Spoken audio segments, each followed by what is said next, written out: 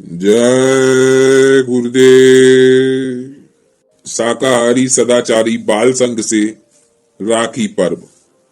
रक्षाबंधन के अवसर पर परम पूज्य बाबा जय गुरुदेव जी महाराज उत्तरांचल की राजधानी नैनीताल से चलकर सड़क मार्ग द्वारा उत्तर प्रदेश की राजधानी लखनऊ में 28 अगस्त 2004 को सायंकाल लगभग 8 बजे पहुंच गए। कृष्णा नगर आश्रम लखनऊ के निकट ही दिवंगत डॉक्टर प्रमोद कुमार श्रीवास्तव के निवास स्थान पर रुके थे। लखनऊ एवं आसपास जिलों की संगत भारी संख्या में गुरु महाराज के दर्शन के लिए उमड़ पड़ी थी। उस दिन स्वामी जी महाराज दिन भर यात्रा करके पहुंचे थे, इसलिए सबको दर्शन देकर विश्राम करने के लिए चले गए। 29 अगस्त को प्रातः एवं शाम 5:30 बजे सत्संग किया।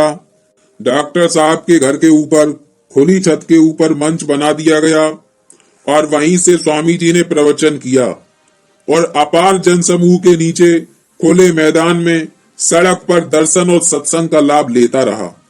स्वामी जी ने प्रवचन में सुनाया कि आप लोगों को भगवान के पाने का रास्ता मिल गया है, तो आप सबको चाहिए कि ध्यान भजन करो और अपने घाट पर बैठकर गुरु रूप का दर्शन करो। घाट पर ही दया मिलती है और वही मिलेगी।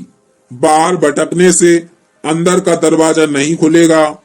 बैठोगे तो पहले सफाई होगी, फिर घाट का दरवाजा खुल जाएगा और आपको अनुभव होगा।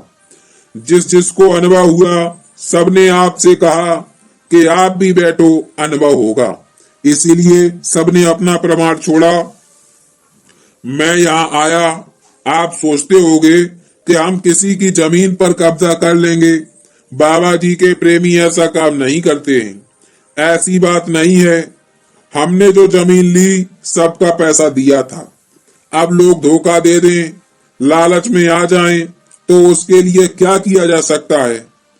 कल रक्षाबंधन है, हिंदू लोग इसे मनाते हैं। अब तो इस त्योहार को दूसरे लोग भी मनाने लगे। सब लोग आपस में प्रेम मोहब्बत से रहें, एक दूसरे के काम आए, एक दूसरे की मदद करें, अच्छी बात है। अभी मेरी तबीयत पूरी तरह से ठीक नहीं है, 80% ठीक है। अभी डॉक्टर ने मुझे सावधानी बरतने को कहा है, इसलिए मैं अब बोलूंगा नहीं। आप सब लोग आ गए तो कुछ थोड़ा सा सुना दिया, दर्शन बर्शन भी हो गया।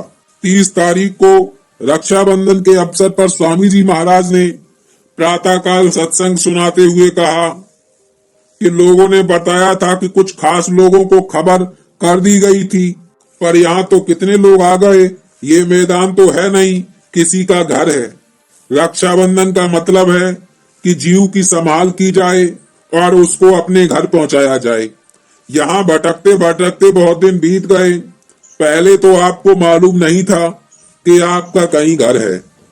अब आपको मालूम हुआ कि स्रोतों का जीवात्माओं का अपना घर है और अपने घर जाने का रास्ता है। सूरत को प्रार्थना करनी चाहिए कि हमारी संभाल करो, नरकों 84 से बचा लो, जन्म मरण के चक्कर से बचा लो। तो आप खेती दुकान दफ्तर के काम रोज करो, साथ ही मालिक का भजन भी रोज करो। भजन करोगे तो बंधन ढीले होंगे, रस आएगा, शब्द मिलेगा और शब्द ही आपको घर पहुंचा देगा। आप मुझको जो कुछ देते हो उसे अच्छे काम में लगा देता हूँ। अगर नहीं लूं तो आप दुखी हो जाते हो। मैं किसी की भावना को ठेस नहीं लगाता, ठुकराता नहीं। आप सब लोग आए हो, बड़ा अच्छा रहा। आप लोग घर जाना, भजन शुरू करना। समय बड़ा खराब है, भजन करोगे तो ताकत मिलेगी। 31 अगस्त की सुबह स्वामी जी महाराज के जाने की तैयारी हो गई। स्वामी जी ने दया करके सबको दर्शन दिया। एक जगह बैठ गए और सबसे कहा कि आप लोग लाइन बनाकर आते जाइए, दर्शन करके निकलते जाइए। सबने दर्शन कर लिया, सबको खुशी हुई और संतोष हुआ। जैसा कि सब लोगों ने स्वामी जी महाराज को गुरु पूर्णिमा के अवसर पर देखा था, लोग उदास थे। इस बार स्वामी जी का स्वास्थ्य पहले से बहुत अच्छा था, इसलिए सबको बड़ी खुशी थी। सुबह 8:30 बजे स्वामी जी ने लखनऊ से प्रस्थान किया। उन्नाव कानपुर होते हुए उरई जालौन में रात्रि विश्राम किया।